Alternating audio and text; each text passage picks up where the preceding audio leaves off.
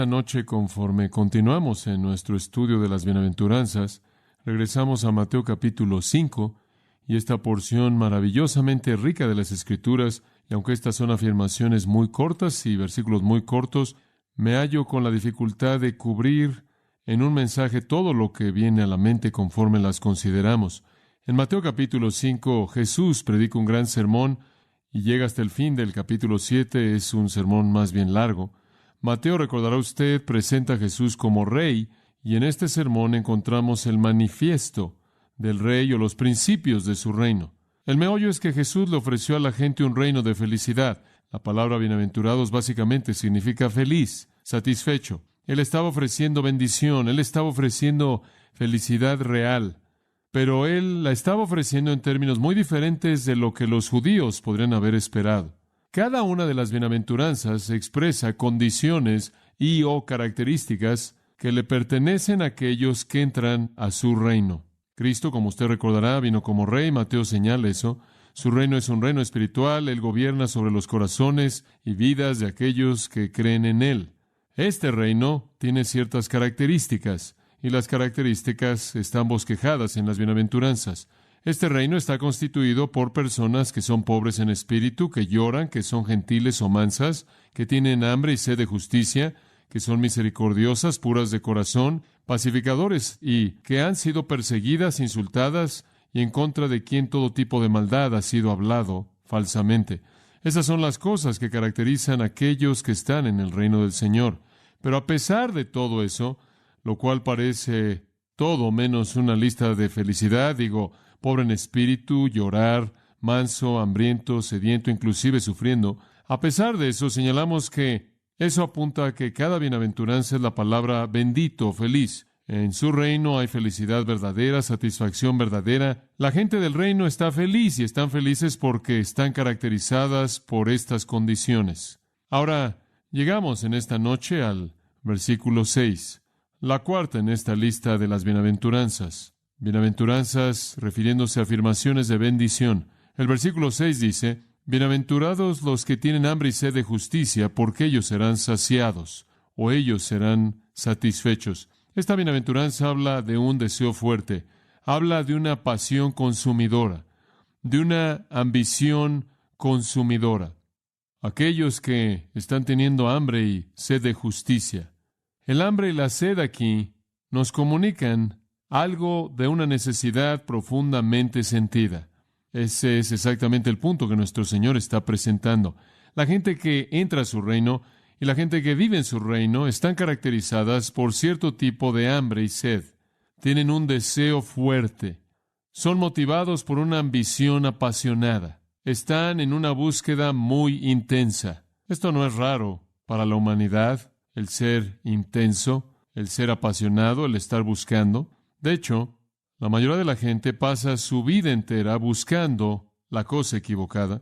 Muchas personas, claro, tienen ambiciones pervertidas, pero inclusive aquellas que tienen ambiciones por las que a un nivel humano podrían ser nobles, se hallan a sí mismas al final de su vida o habiendo nunca alcanzado lo que buscaron, habiéndolo alcanzado, y descubrieron que no era todo lo que parecía ser.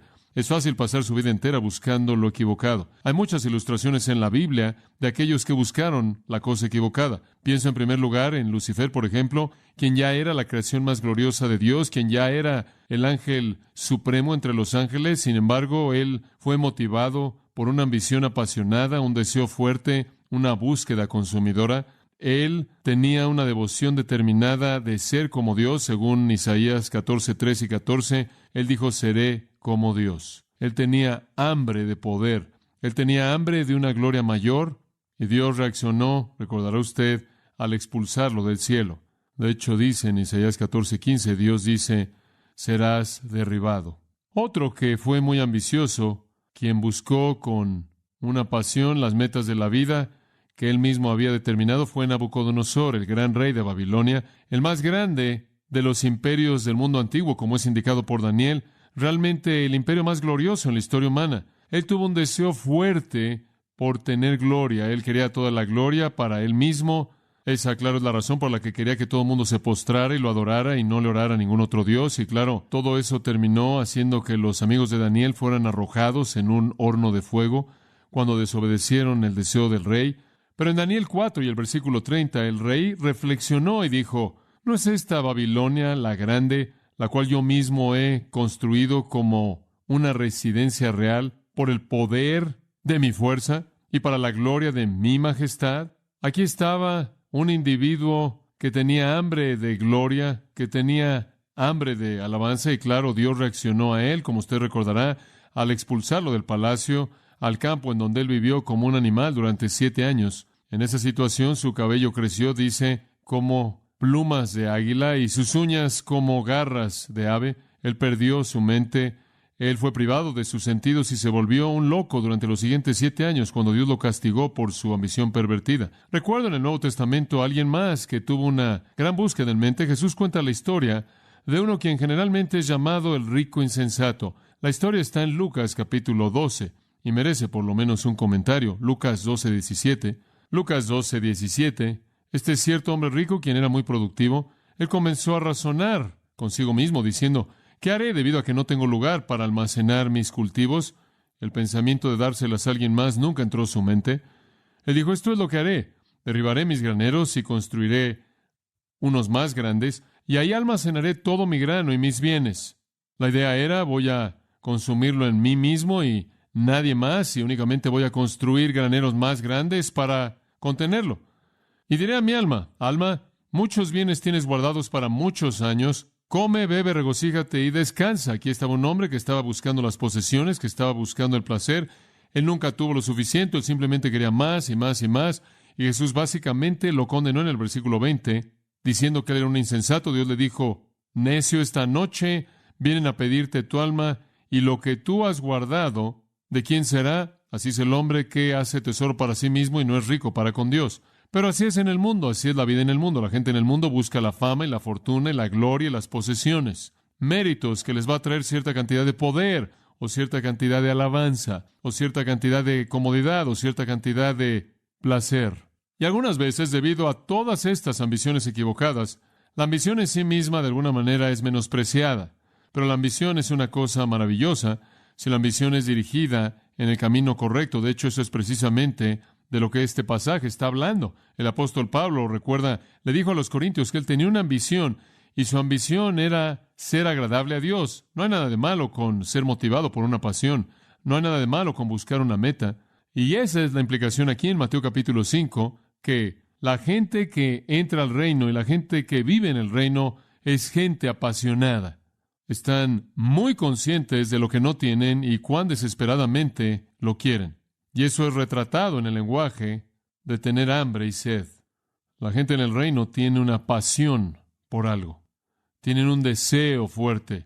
Están buscándolo de manera ambiciosa. No es una cosa material, no es gloria mundana, u honra, o posesiones, es justicia. Y la justicia es para el ciudadano del reino lo que el alimento y el agua es para la persona natural. Esa es la razón por la que el paralelo es tan bueno.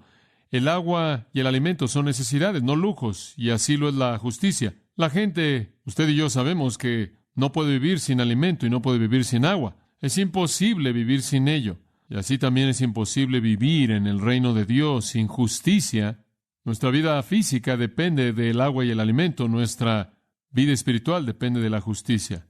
Por cierto, la gente en los tiempos bíblicos conoció mucho más de hambre y sed de lo que nosotros lo conocemos. Es raro que nosotros lleguemos a tener hambre o sed. Tenemos un acceso rápido a comida instantánea y bebida en cualquier momento. Pero la gente en el mundo antiguo no tuvo esa ventaja maravillosa, y el hambre era muy común, y así también la sequía. Recordará que fue un hambre lo que llevó a los hermanos de José a Egipto, como es registrado en el libro de Génesis, y desde esa primera hambre registrada el hombre ha enfrentado hambre a lo largo de los siglos, y en el Medio Oriente ha sido algo así como una experiencia común: hambre y sed, hambre, sequía. Hambre, por ejemplo, un hambre llegó a Roma en el año 436 a.C. y causó literalmente que decenas de miles de personas se arrojaran a sí mismas al río Tíber y terminaran con sus vidas porque no podían enfrentar el hecho de que no tenían alimento. El hambre azotó a Inglaterra en el año 1005, y toda Europa sufrió en 879, 1016 y 1162.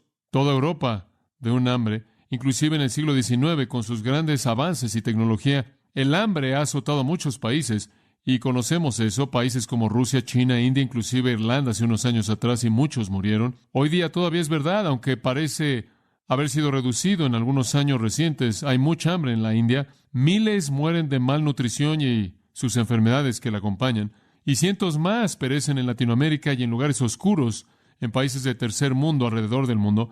El hambre siempre ha sido un vecino cercano para la raza humana, y esta hambre física del hombre que se convierte en una cosa tan desesperada, únicamente es una especie de símbolo pequeño del hambre más profunda y más seria del corazón, que es identificada aquí, el hambre, que es un hambre espiritual. Los paralelos deben ser trazados para que usted entienda esto. Cuando decimos que alguien tiene hambre y sed, probablemente nos referimos a que no comieron más que 15 minutos más tarde, o se perdieron la comida por media hora. Pero cuando la Biblia habla de hambre y sed, está hablando de una demanda por aquello que no hay una solución inmediata. Está hablando de cierto nivel de desesperación. Y la gente que entra al reino de Dios entra porque tiene una desesperación. La persona no salva cuyo corazón es movido, que oye y entiende el mensaje del Evangelio, ha sido despertado en él por la obra del Espíritu de Dios un hambre inmensa hacia la justicia que nada más puede satisfacer.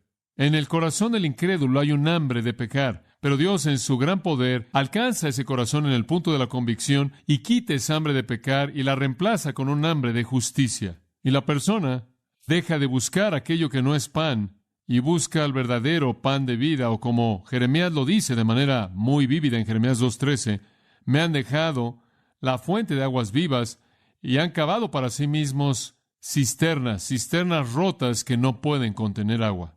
Tienen sed, muy bien, pero le dan la espalda al agua verdadera. Tienen hambre, pero le dan la espalda al pan verdadero. Pero vivimos en un mundo de gente que tiene hambre y sed, gente motivada, que está buscando, gente que está buscando algo, y están corriendo como si estuvieran muriéndose de hambre y corriendo como si estuvieran pereciendo, con sed, buscando lo que piensan que va a satisfacerlos. Y no es así. Pero la gente en el reino también es ambiciosa. Están motivados, son apasionadas, pero es por justicia. Pienso en el hijo pródigo. El hijo pródigo, Lucas 15, él tuvo muchas pasiones. En esa pequeña historia usted las ve de manera repetida. En primer lugar, él tuvo un deseo consumidor por el dinero, por el tesoro terrenal. Él tuvo un deseo consumidor por aquello que podía comprar a manera de posesiones y placer. Él tuvo una pasión por la iniquidad, y debido a su hambre de pecar y su hambre de placer y su hambre de posesiones y su hambre de cosas materiales, él fue a su padre y básicamente demandó su herencia, y después él tomó su herencia, recordará usted la historia en Lucas 15, y salió y simplemente la desperdició en todas esas cosas que él deseó de manera apasionada. Y él terminó satisfecho. ¿Es correcto? No, él terminó vacío. Cuando él había acabado de alcanzar todo lo que estaba buscando, cuando él había terminado de alcanzar todas sus metas, cuando él había acabado de experimentar todas esas ambiciones, él estaba vacío. Y él pensó, ¿cuántos siervos contratados, esclavos en la casa de mi padre, tienen suficiente pan y de sobra? Él tenía absolutamente nada. Terminó trabajando para algunos gentiles, sin duda alguna, en una granja de cerdos, cuidando cerdos y comiendo alimento para cerdos, cuando él decidió que será mejor ir a casa a su padre. Y en ese punto la parábola está diciendo que su hambre cambió. Primero él tenía hambre de dinero y tesoro terrenal para que pudiera satisfacer sus deseos pecaminosos. Después él tuvo hambre simplemente para quedar satisfecho con alimento para cerdos. Finalmente él tuvo la suficiente hambre como para regresar a toda la riqueza que su padre tenía. Ese es el retrato de tener hambre y sed de justicia. Cuando usted ha tenido todo lo que pensaba que lo satisfacería usted, simplemente es alimento para cerdos. Usted regresa, reexamina su corazón, y si el Espíritu de Dios lo va a motivar usted, una nueva hambre por justicia emerge. Primera de Juan 2:15 al 17, un pasaje muy conocido, nos recuerda que los apetitos nunca pueden ser satisfechos por lo que este mundo ofrece. No ames al mundo ni las cosas que están en el mundo. Si alguno ama al mundo, el amor del Padre no está en él, porque todo lo que hay en el mundo, Los deseos de la carne, los deseos de los ojos y la vanagloria de la vida no vienen del Padre, sino del mundo. Y el mundo pasa y sus deseos. Todo es un vapor, todo es un sueño, todo es una fantasía. No provee satisfacción en absoluto, en absoluto. Entonces, desde el comienzo, al ver a esta bienaventuranza, de regreso a Mateo capítulo 5, usted se puede hacer la pregunta, ¿de qué es lo que realmente tengo hambre? Porque los resultados de esa pregunta, la respuesta a esa pregunta, le dirá si usted es un ciudadano del reino o no. Digo, ¿cuál es la ambición que motiva su vida? ¿Cuál es el deseo motivador de su corazón? ¿Qué es lo que usted realmente anhela? ¿Qué es lo que usted realmente quiere? La gente que está entrando a mi reino y viviendo en mi reino, aquellos que están viniendo a mi reino, aquellos que son miembros de mi reino, tienen hambre y sed de justicia. Ahora, para desarrollar un poco más esta bienaventuranza, hemos estado haciendo preguntas en cada caso, y voy a hacer algunas preguntas y después responderlas en esta noche. Nos ayuda como una manera de llevarnos a lo largo de los elementos.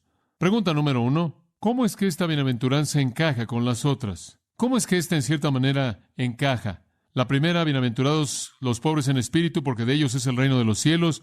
Bienaventurados los que lloran, porque ellos recibirán consolación. Bienaventurados los mansos, porque ellos recibirán la tierra por heredad. ¿Cómo es que esta en cierta manera encaja? Bueno, recuerde ahora, pobre en espíritu significa moralmente en bancarrota.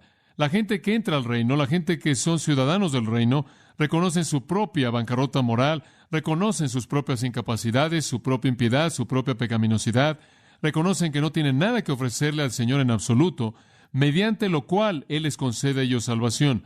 No proveen mérito, no pueden hacer nada para ganarse su gracia, y entonces hay una pobreza de espíritu, hay una bancarrota de espíritu. Eso produce en la segunda bienaventuranza lloro. Lloran por esa condición pecaminosa, y esa tristeza por esa condición pecaminosa produce mansedumbre.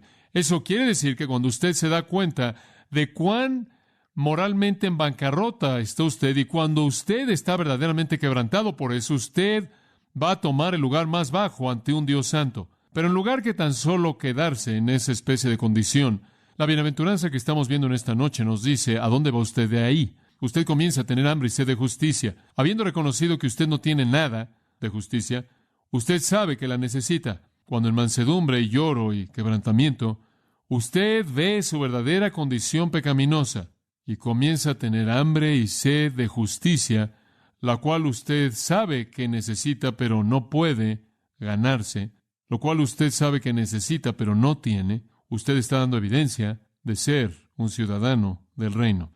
Entonces, como puede ver, hay una secuencia aquí. El flujo es muy obvio, muy obvio. Vivimos en medio de una sociedad que está buscando todas las cosas equivocadas, inclusive religiosa. Gente que piensa que es lo suficientemente buena, que es lo suficientemente amable, que es lo suficientemente decente, son lo suficientemente religiosas, y no están en bancarrota, no reconocen su bancarrota total. No estamos hablando aquí de necesidad percibida, no estamos hablando aquí de, bueno, las cosas no están saliendo bien en mi trabajo, las cosas en cierta manera han salido mal en mi matrimonio, realmente no estoy feliz con la carrera que tengo, o tengo mucha culpabilidad y mucha vergüenza en mi vida, o he sido muy abusado como niño y tengo que superar esto y necesito una especie de motivación psicológica. No estamos hablando de eso. Estamos hablando de un peso tan abrumador de convicción por su pecado que usted se vuelve en lloro y usted queda viéndose a sí mismo en el más bajo de los lugares. Jesús dice, esas son las personas mismas quienes en esa condición van a reconocer que lo que necesitan de manera desesperada es justicia y lo que no tienen es justicia y entonces tienen hambre y sed de ella. Así es como esta bienaventuranza en cierta manera encaja con el resto. Felices son los que están moralmente en bancarrota, felices son los que lloran, felices son los mansos y felices son los hambrientos. Y quiero enfatizar a lo largo de esta pequeña serie que estas son condiciones de entrada al reino y características constantes de gente del reino. Usted no deja de reconocer su bancarrota moral después de que usted entra al reino.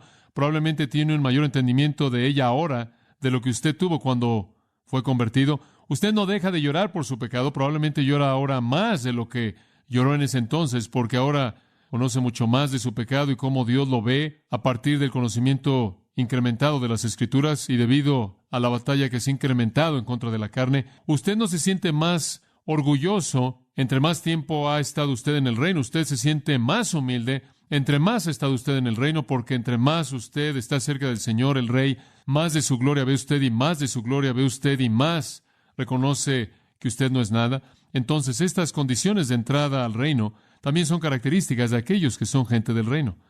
Ahora, el versículo 6 también es una transición, no solo por lo que vino antes, sino por lo que viene después. Si usted nota, el versículo 7 dice, bienaventurados los misericordiosos, bienaventurados los limpios de corazón, bienaventurados los pacificadores. Escuche, es lo que sigue esta cuarta bienaventuranza.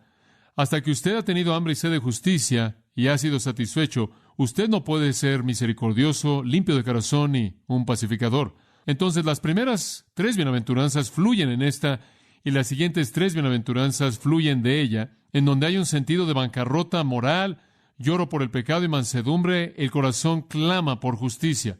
Cuando ese corazón recibe esa justicia, ese individuo entonces que ha recibido misericordia, que ha recibido limpieza, que ha hecho la paz con Dios, se vuelve misericordioso, limpio de corazón y un pacificador. Las bienaventuranzas tienen una secuencia maravillosa y bendita.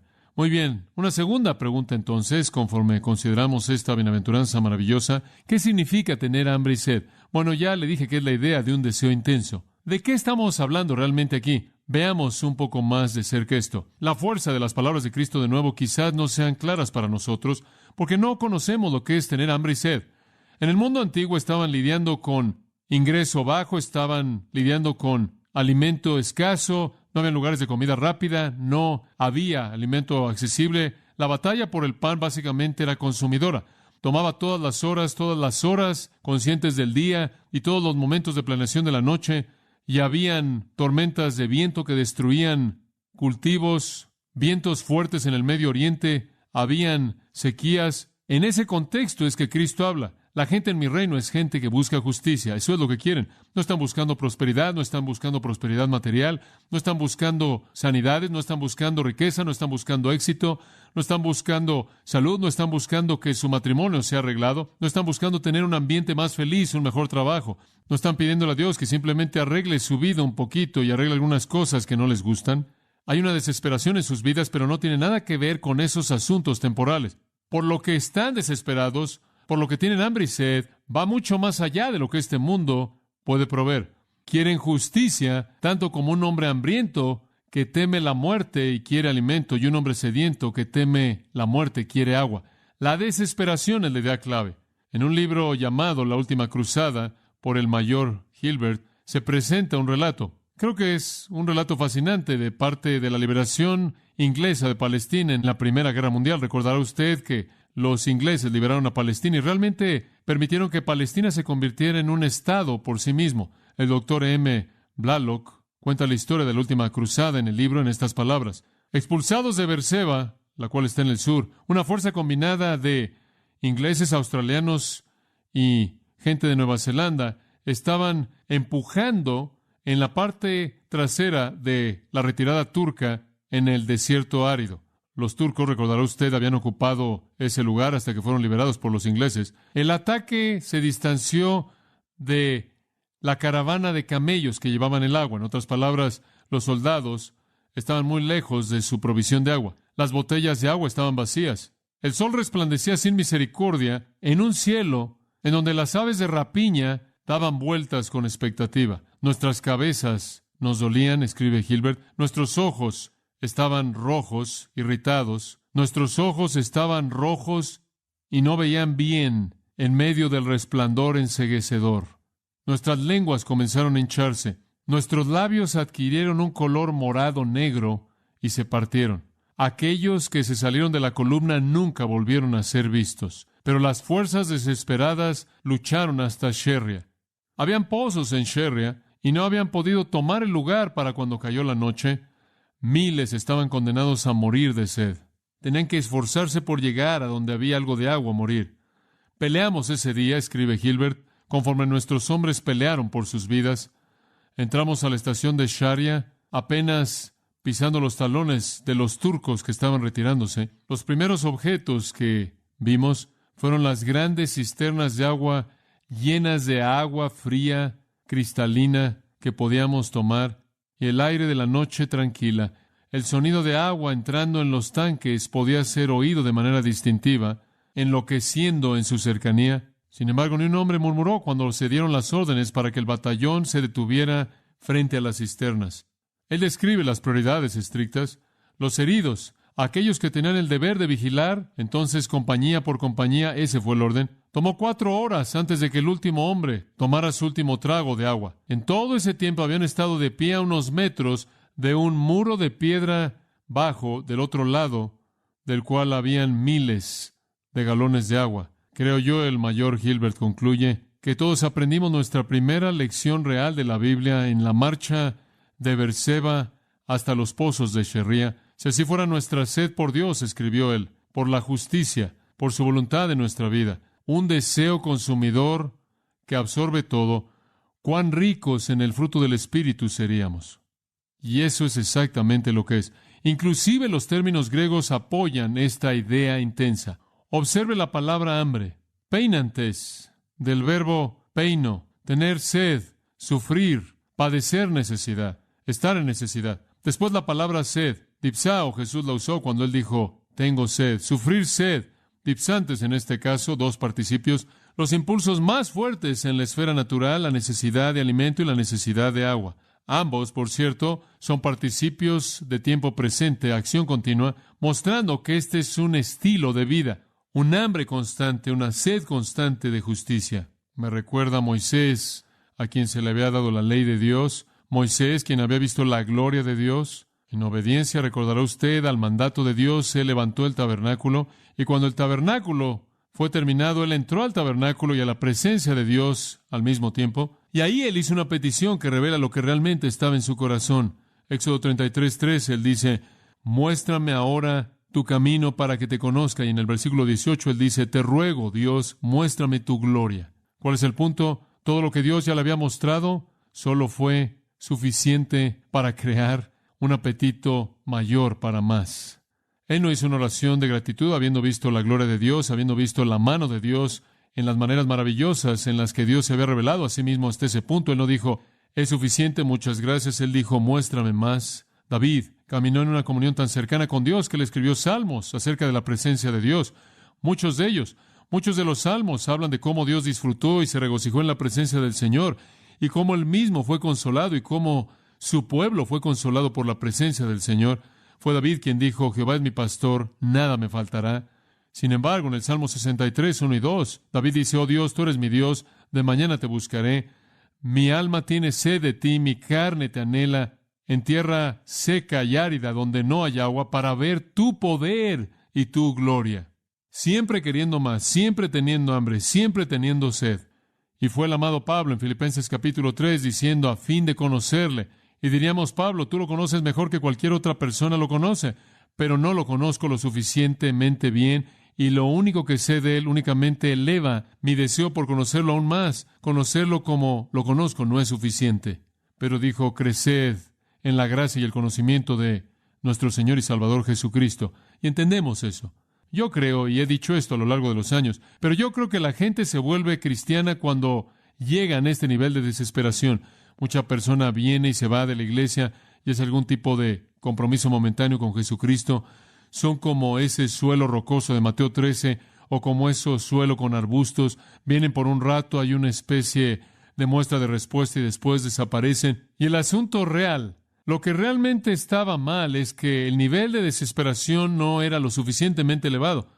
Pudieron haber estado desesperados por un problema matrimonial, pudieron haber estado desesperados por un problema económico, pudieron haber estado desesperados por un problema físico, una enfermedad, algún tipo de diagnóstico trágico de alguna enfermedad, pudieron haber estado desesperados por hijos desviados o abuso que se está llevando a cabo en su vida en algún punto, lo que pueda ser algún trauma terrible, alguna gran tristeza. Ese no es el punto. Lo que impulsa de manera legítima a la gente a Dios no es un hambre y sed por una mejor vida, prosperidad, felicidad, gozo, etcétera, etcétera. Lo que lleva a la gente, lo que impulsa a la gente es un hambre y sed de justicia, es cuando ellos se dan cuenta de su bancarrota moral. Ese es el punto. Eso es lo que debe estar en el corazón de uno que viene al reino. J.N. Darby, muchos años atrás, escribió, tener hambre no es suficiente. Debo estar muriéndome de hambre por saber qué hay en su corazón hacia mí. Cuando el hijo pródigo tuvo hambre, él fue a alimentarse de la comida de los cerdos. Pero cuando él estaba muriéndose de hambre, Él fue a su Padre. Significa estar lo suficientemente desesperado como para buscar a Dios, quien, de acuerdo con Lucas 1:53, ha llenado a los hambrientos con cosas buenas y siempre lo hará. ¿Qué significa tener hambre y sed? Significa estar desesperado. Significa querer una cosa y solo una cosa, y eso es justicia, porque usted literalmente está abrumado por su pecado. Usted debe mantener esto en mente cuando usted le está hablando a la gente acerca de venir a Cristo, que entiendan que lo que trae o lo que es inherente en una conversión verdadera es este anhelo por la justicia.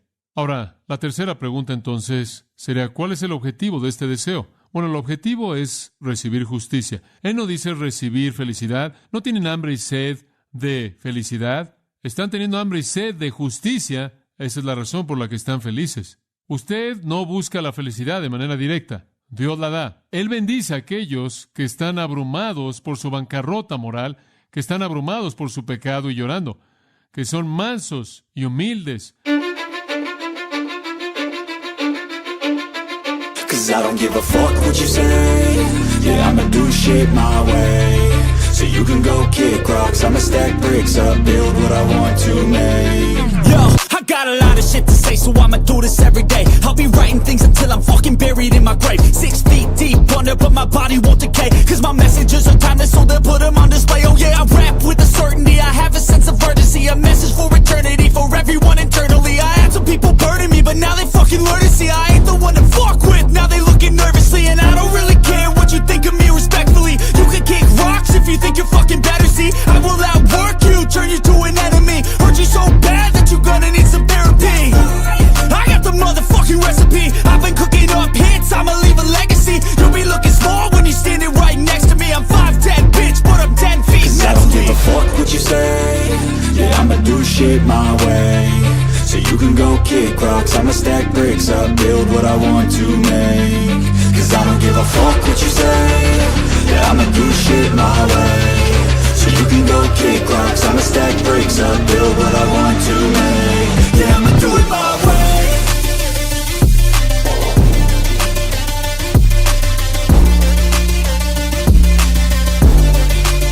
Yeah, I'ma do it my way.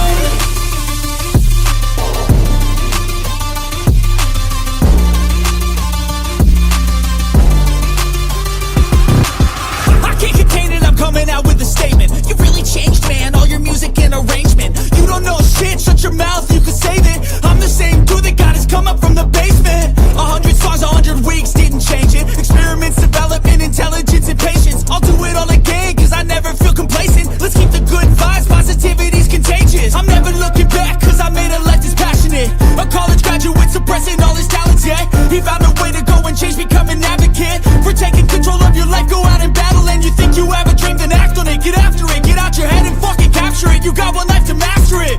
Don't give up on your future, we all start losers. We're all late bloomers, gotta struggle through the sewer. I don't give a fuck what you say. Yeah, I'ma do shit my way. So you can go kick rocks, I'ma stack bricks up, build what I want to make. 'Cause I don't give a fuck what you say. Yeah, I'ma do shit my way. So you can go kick rocks, I'ma stack bricks up, build what I want to make. Yeah, I'ma do it my way.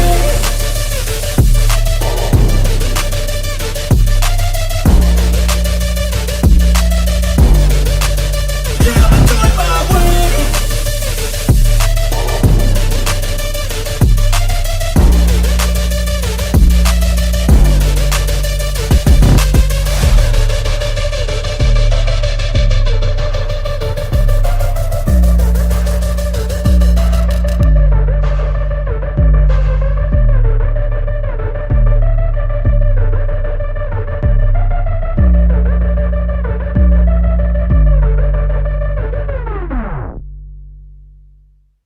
Y bajos, que están buscando de manera apasionada y desesperada la justicia. No están buscando la felicidad, simplemente la reciben de Dios. El que busca la felicidad generalmente está condenado a la miseria. La gente que viene a la iglesia y escucha el Evangelio y hace algún movimiento hacia Cristo porque quieren que Jesús los haga felices, no entienden el punto.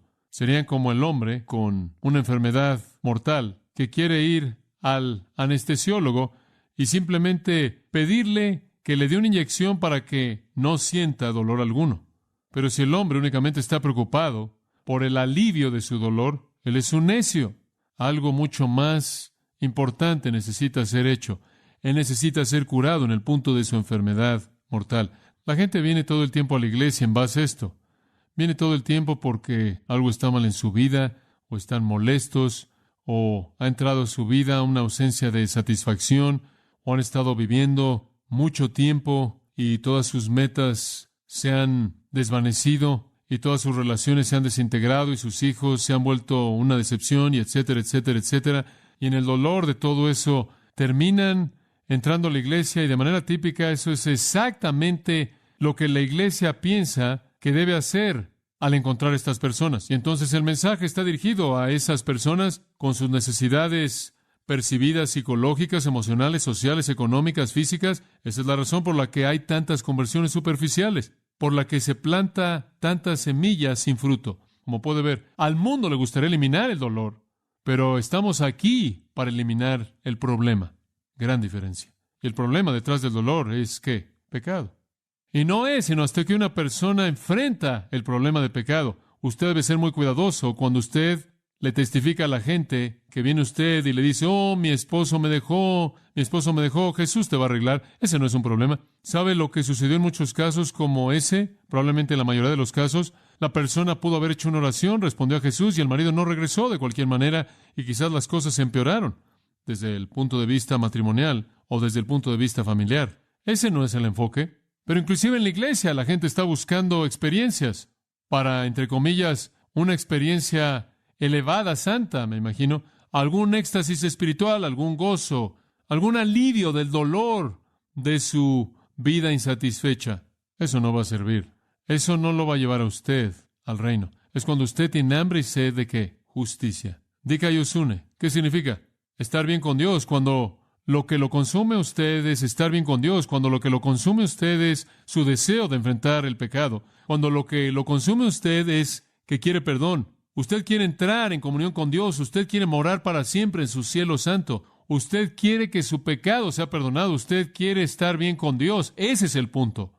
Esa es la razón por la que usted no puede reducir el ministerio y el mensaje de la iglesia simplemente a predicarle a las necesidades percibidas psicológicas de la gente. Esa es una promesa falsa y produce muchas conversiones superficiales. Usted debe predicar que el problema es el pecado, usted debe llegar al reconocimiento de su bancarrota moralmente y debe estar triste por su pecado. Su bajeza lo motiva usted entonces a clamar a Dios por una justicia que usted sabe que necesita y no tiene.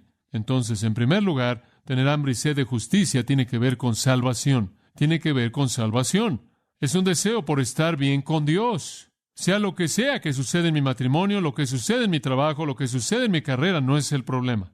Lo que suceda con mis hijos, lo que suceda en los problemas de la vida, las tristezas de la vida, las malas noticias que he recibido, mi enfermedad, lo que sea, ese no es el problema. El problema es un asunto eterno y tiene que ver con mi relación con el Dios eterno. Tiene que ver con mi problema de pecado. El hombre o mujer que tiene hambre y sed de justicia ve ese pecado y rebelión, que eso lo han separado a él o ella de un Dios santo y que esa separación tiene implicaciones inmensas en el tiempo y de manera más notable en la eternidad. Esto es el castigo eterno en el infierno. Y la persona anhela terminar esa separación, anhela terminar esa rebelión, anhela ser perdonado de pecado para que puedan entrar a la bendición de Dios en el tiempo y el cielo de Dios en la eternidad. Ese es el problema. La gente no va a ser salva cuando buscan una vida feliz. Van a venir al reino cuando busquen justicia. Martin Lloyd-Jones escribió, tener hambre y sed de justicia es desear estar libre de el egoísmo y el yo en todas sus manifestaciones horribles y en todas sus formas. Cuando consideramos al hombre que es manso, vimos que lo que eso realmente significa es que él está libre de sí mismo en toda forma, toda preocupación personal, toda soberbia, toda jactancia, toda protección personal, sensibilidad, siempre imaginando que la gente está en contra de él y un deseo por protegerse a sí mismo y glorificarse a sí mismo. Eso es lo que lleva a peleas entre individuos. Eso es lo que lleva a peleas entre naciones, la afirmación personal. Pero el hombre que tiene hambre y sed de justicia es un hombre que anhela ser libre de todo eso. Él quiere ser librado de la preocupación personal en toda forma y manifestación. ¿Y sabe usted lo que es notable? Él no lo dice, pero es verdad. Lo que es notable es que él está abrumado porque la cosa que es más real acerca de sí mismo, más verdadera, es que él es impío y pecaminoso. Eso es lo que inicia la salvación. De hecho, en muchos pasajes del Antiguo Testamento, la justicia es sinónima de salvación. No voy a tomar tiempo para desarrollar eso, pero puedo pensar por lo menos en media docena de veces en el libro de Isaías, en donde la justicia y la salvación son equiparadas. La salvación, entonces, y eso es perdón de pecado y entrada al reino de Dios, le pertenece a aquellos que tienen hambre y sed de una relación correcta con Dios, y cuando oyen eso, esa relación correcta con Dios está disponible a través de Jesucristo. Vienen abrazando a Cristo en desesperación. Saben que son incapaces de agradar a Dios en su propia carne porque moralmente están en bancarrota. Un hombre entonces o mujer debe desear justicia lo suficiente como para abandonar toda esperanza de alcanzar la salvación por sus propios esfuerzos, toda esperanza de alcanzar la salvación por los esfuerzos de alguien más, algún intercesor terrenal o algún sistema religioso. Y cuando la persona viene a ese punto y busca el perdón de pecado mediante Jesucristo y la justicia de Dios, entonces es imputada a ellos, como la Biblia dice, por la fe. Cuando buscan esa justicia, quedan satisfechos. Dios se las da. Y en primer lugar es la justicia de salvación. Salvación. Pero en segundo lugar, creo que podemos añadir a eso que también es la justicia de la santificación, porque después de que usted ha entrado al reino, porque usted está buscando justicia, usted no deja de buscarla. Usted continúa buscándola. No en el sentido imputado de justificación, sino en el sentido impartido, creo que podríamos decir, de santificación. Estoy seguro que es verdad de usted como un cristiano. Usted no ha dejado de querer la justicia, ¿o sí? Es un estilo de vida. Usted quiere lo que es correcto delante de Dios. Usted odia su pecado. Usted es como Romanos 7. Odio lo que hago cuando deshonra a Dios. Encuentro un principio operando en mí que me hace querer hacer lo que no quiero hacer y no hacer lo que quiero hacer. Es esta carne miserable que todavía se aferra a mi espíritu redimido. De tal manera que el resto de la vida es cuestión de buscar la justicia. Usted desea no solo la justicia que viene en la salvación, por el acto de Dios, declarándolo justo usted y imputando la justicia misma de Cristo usted, sino que usted desea la justicia que viene en la santificación. Esto es la conformidad continua a Cristo. He recibido su justicia en la justificación. Estoy buscando su justicia en la santificación. Su vida perfecta, justa, ha sido colocada en mi cuenta en la justificación, pero estoy esforzándome porque mi propia vida se conforme a su virtud en la santificación. No tengo un menor deseo por la justicia ahora. Tengo un deseo mayor de lo que jamás he tenido, aún mayor del que tuve cuando me convertí en creyente, porque conozco mucho más ahora. Ahora, de regreso al versículo 6, otra pequeña nota de lenguaje aquí. Bienaventurados los que tienen hambre y sed de justicia. Permítame demostrarle esta verdad, que es una justicia total lo que está siendo buscado aquí. No es mínimo, no es nominal, no es marginal, no es algo pequeño, es total. Le voy a mostrar cómo podemos saber eso. En el idioma griego, normalmente cuando hay un verbo que es seguido por un nombre o sustantivo, en el caso genitivo, es expresado en inglés por la palabra de. Eso es lo que usted tiene aquí. El griego entonces diría, tengo hambre por de alimento, usando el caso genitivo. Tengo sed por de agua. Y los eruditos griegos llaman a eso el genitivo partitivo. Eso quiere decir que tienen hambre de únicamente parte del objeto. Y si digo tengo hambre por alimento, en inglés eso es indefinido. Usted no sabe cuánto. Podrá tener hambre de todo el alimento en el mundo, pero en el griego, si usted dice tengo hambre por en el genitivo, no tenemos esos casos en el idioma inglés, entonces no podemos hacer que nuestro lenguaje diga esto, pero en griego usted puede. En el griego tengo hambre por de alimento. Lo que quiero decir es que de toda la comida disponible quiero algo de ella. Entonces usted tiene un partitivo genitivo que califica.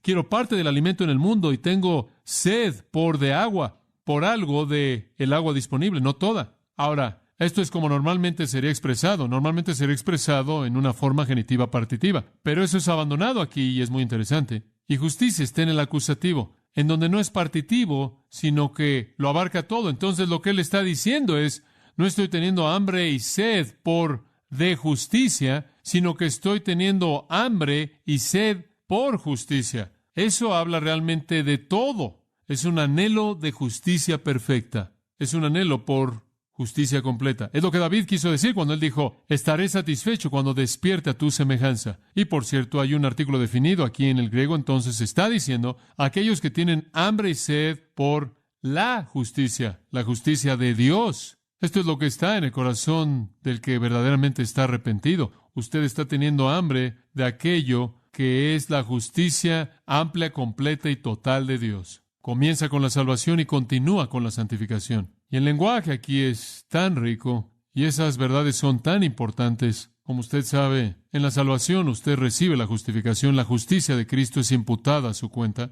Eso quiere decir que Dios lo trata a usted como si hubiera vivido la vida de Cristo, aunque usted no lo vivió. Él lo hace por la gracia, puramente mediante su fe. Pero en ese punto no significa que usted, por lo tanto, puede decir, soy una persona perfectamente justa, no necesito nada más. No, la justicia de Cristo ha sido colocada en su cuenta como si usted viviera su vida perfecta, aunque no la vivió. Y ahora usted necesita alinear su vida con ese regalo maravilloso de gracia. Usted ha sido declarado justo, eso es salvación, justificación. Y ahora usted necesita buscar la justicia en la santificación. Muy importante. Y lo que eso significa es, sí, soy tan justo como Cristo en la justificación, en la salvación. Eso es exactamente lo que Pablo estaba diciendo cuando dijo, prosigo a la meta, al premio del supremo llamamiento de Dios en Cristo Jesús. ¿Cuál es el premio del supremo llamamiento? Bueno, cuando usted es llamado a lo alto, ¿cuál es el premio? Ser como Cristo. Pablo dice, ese es el premio y esa es la meta, quiero ser como Cristo. Pablo le dijo a los Gálatas, sufro dolores hasta que Cristo sea formado completamente en vosotros. Oh, ser como tú, querido Jesús, mi ruego. Simplemente saber que tú estás formado de manera completa en mí, ese es el punto. De tal manera que en su vida cristiana usted continúa buscando la justicia manifiesta en Jesucristo. Y todos sabemos que no la hemos alcanzado. Pablo dice, no que lo haya alcanzado ya, Filipenses 3, sino que prosigo, la busco. Hay cierta ambivalencia en la que yo como creyente estoy totalmente satisfecho con mi justificación y totalmente insatisfecho con mi santificación. ¿Entiende eso? Ahora, ¿cuál es el resultado? Bueno, el resultado es dado en el versículo 6. Ellos serán saciados y bendecidos. La búsqueda de la justicia trae satisfacción. Si usted la busca, usted la recibe. Ellos serán saciados es una palabra literal para alimentar animales, para alimentarlos de tal manera que están llenos, satisfaciéndolos. Cuando usted viene a Dios y usted busca toda su justicia, usted la recibe toda. Cuando usted únicamente va a ser satisfecho por su justicia, Él la dará. El verbo cortazo significa estar realmente satisfecho, totalmente lleno. Salmo 107:9 dice, porque Él satisface el alma que anhela y llena al alma hambrienta de bondad. Salmo 34:10 dice, aquellos que buscan a Jehová no carecerán de ninguna cosa buena. ¿Y qué dijo el salmista? Jehová es mi pastor. ¿Cuál es la siguiente línea? Nada me faltará. Y más adelante, mi copa está rebosando. Jeremías 31:14, Jeremías dijo, mi pueblo será satisfecho con mi bondad, dijo Jehová. Será bendecido, Efesios 1, con toda bendición espiritual en los lugares celestiales en Cristo Jesús. Podrá usted hacer mucho más allá de lo que puede pedir o pensar. Usted tendrá toda la plenitud de Cristo morando en usted. Todas las riquezas y tesoros de la deidad están en Él y todo lo que Él es mora en usted. Eso es lo que significa estar satisfecho. Usted está buscando la justicia de Cristo para que le sea imputada a usted en la salvación. Usted la recibirá. Usted está buscando ser conformado a la imagen de Cristo en la santificación. Conforme usted busca eso, Dios en su gracia le concederá eso a usted hasta que un día, cuando usted sea hecho como Él, porque le verá tal como Él es, 1 Juan 3:2.